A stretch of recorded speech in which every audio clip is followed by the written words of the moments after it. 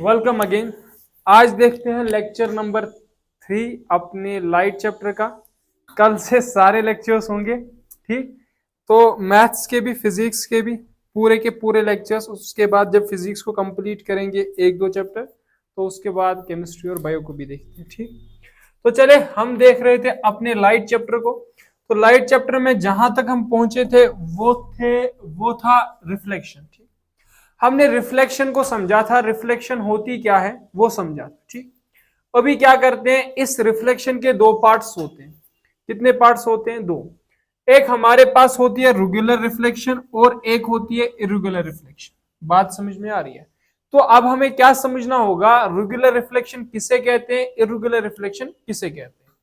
देखिए, अब अगर रेगुलर रिफ्लेक्शन की बात करें तो किसे कहते हैं regular reflection? Parallel rays of light are reflected parallel to each other. देखिए, इसमें कुछ स्पेलिंग मिस्टेक वगैरह हो सकती है और वर्डिंग की मिस्टेक भी हो, क्योंकि ये बिना उस तरीके से बताया गया। देखिए, रेगुलर रिफ्लेक्शन किसे कहते हैं वो समझा देता हूं। अगर आपके पास ये एक सरफेस है, तो अगर ये आपके पास एक सरफेस है, ठीक, ये एक आपके पास सरफेस है, मिरर मान लो, कुछ मान लो, ठीक। और ये स्मूथ होना चाहिए। रेगुलर रिफ्लेक्शन के लिए क्या होना चाहिए? रेगुलर रिफ्लेक्शन जब होती है तो आपके पास जो ये सरफेस होनी चाहिए, ये सरफेस जो होनी चाहिए वो स्मूथ होनी चाहिए। क्या होनी चाहिए? स्मूथ होनी चाहिए। स्मूथ प्लेन सरफेस, वही, ठीक। तो रेगुलर रिफ्लेक्शन हम किसे कहते हैं? अगर ये मेरे पास एक सरफेस है, इस पे मैंने रेज ऑफ लाइट डाली, इंसिडेंट रे ऑफ लाइट, ये आई इंसिडेंट रे ऑफ लाइट, ठीक। ये आई इंसिडेंट, ठीक है।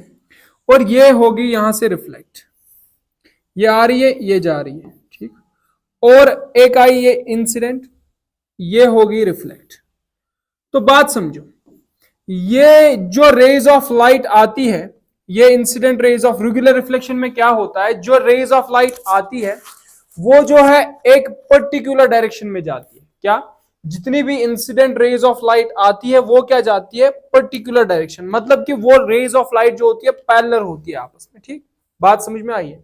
तो मतलब जो रेज ऑफ लाइट वहां से incident raise of light parallel आती है, तो वो यहां से भी क्या जाती है, वापस जो जाती है पैरेलल जाती है। आई बात समझ?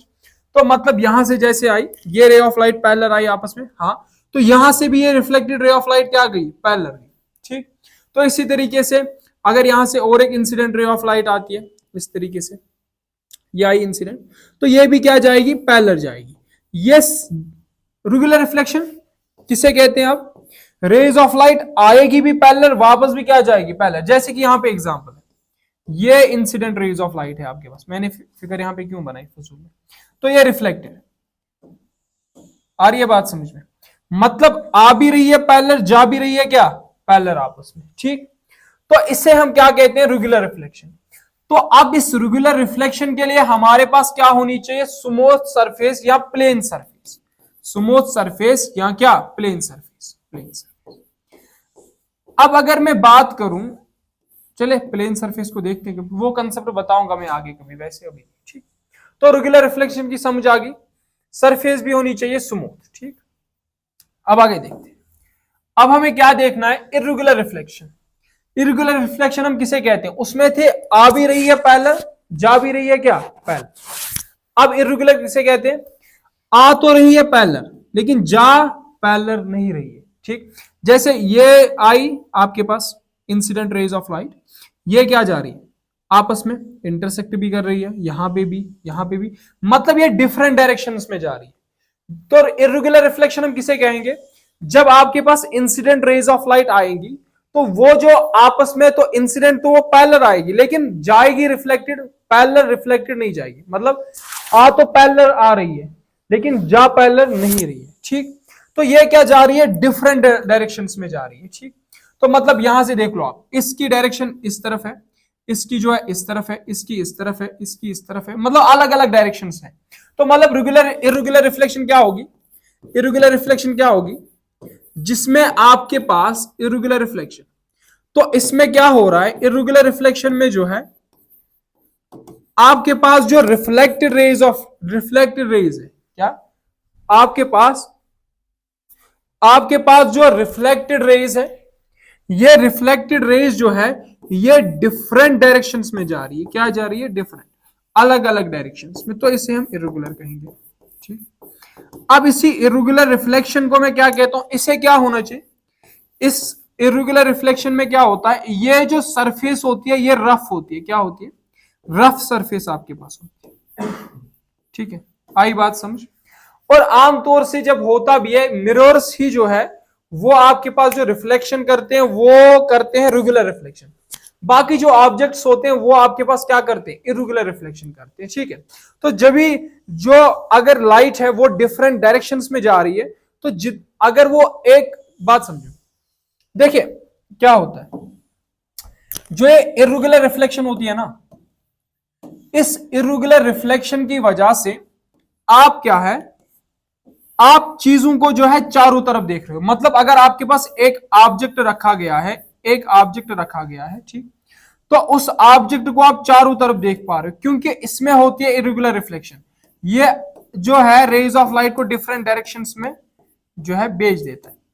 अगर क्या होगा, अगर ये एक पर्टिकुलर डायरेक्शन में जाएगी इसकी रेज ऑफ लाइट, तो फिर हम एक ही तरफ से, उसी तरफ से देख पाएंगे जिस डायरेक्शन में रेज ऑफ लाइट जा रही है। ठीक, तो मतलब इरेगुलर रिफ्लेक्शन की वजह से हम जो है ज्यादातर जो होती है इरेगुलर रिफ्लेक्शन होती है। बात समझ में आ रही है? क्योंकि प्लेन सरफेस हमारे पास नहीं होता है। देखो ये जो प्लेन सरफेस का कंसेप्ट है ना, मिरर्स हो गए आपके पास, वो तो प्लेन होते हैं, लेकिन ये प्लेन सरफेस का जो कंसेप्ट है, अगर आप बात करोगे ना, दुनिया में कोई सरफेस 100% प्लेन नहीं होती, 100% स्मूथ नहीं होती। कोई भी सरफेस 100% स्मूथ नहीं होती। जैसे कि मिरर है वो भी 99.9 हो सकता है, लेकिन प्लेन 100 नहीं होता, क्योंकि जब आप एटॉमिक लेवल पे जाते हैं तब थोड़ी इरेगुलरिटीज निकल आती है। ठीक, लेकिन हम प्लेन फिर कहते किसे हैं? देखो बात समझना, जो ये रेज ऑफ लाइट इंसिडेंट आ रही है, जो ये इंसिडेंट रेज ऑफ लाइट आ रही है आपके पास, ठीक, इनकी कुछ वेवलेंथ होती है, हाँ होती है। अब यहां पे जो सरफेस है, ये जो सरफेस है, अगर इस सरफेस की बात समझना, ये रेज ऑफ लाइट आ रही है और ये क्या है? एक सरफेस है। अगर इस सरफेस की इरेगुलरिटीज, अगर वो इरेगुलरिटीज जो है, अगर वो इरेगुलरिटीज वेवलेंथ से ज्यादा है, क्या है? वेवलेंथ से ज्यादा है, तब ये सरफेस एक्ट करेगी एज ए रफ। लेकिन अगर ये इरेगुलरिटीज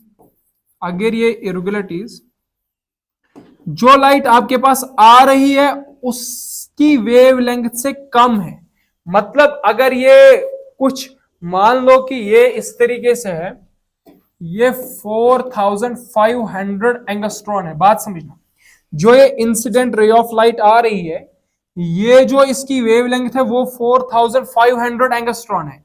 तो ये जो सरफेस है, अगर इसकी इरेगुलरिटीज मान लो 4000 एंगस्ट्रॉन है, तो ये जो करेगी surface act as a smooth. बात समझ में आ रही है? क्योंकि इसकी जो इरेगुलरिटीज है वो उनकी जो हाइट मान लो, कुछ भी मान लो, वो कम है किससे? आपकी वेवलेंथ से। लेकिन क्या होगा, अगर आपके पास जो ये सरफेस है, ये आपके पास वेवलेंथ ये आ रही है लाइट की, ठीक, इसकी वेवलेंथ मान लो आप 6000 एंगस्ट्रॉन, और ये सरफेस जो है, इस सरफेस की अगर मैं बात करूंगा, इसमें मान लो जो इरेगुलरिटीज है वो आप मान लो कुछ 24,000 एंगस्ट्रॉन। अब क्या होगा, इसकी इरेगुलरिटीज ज्यादा है किससे? इंसिडेंट रे ऑफ लाइट जो इस पे आ रही है, तो ये एज ए रफ एक्ट करेगी। ठीक, आई बात समझ? तो आप बात समझते हैं आगे कि इतना ही है भाई, इतना ही। तो इन्होंने तो दिया है इतना ही। ठीक, तो ये होगी क्या हमारी जो, किसकी बात होगी? हमारी बात होगी किनकी?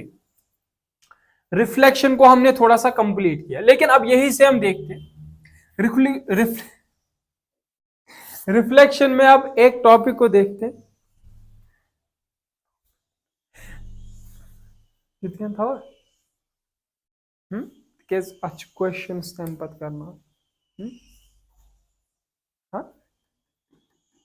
ठीक है तेल पगह से वन ना मे हन थे पे बन मजा ही खत्म करता है भाई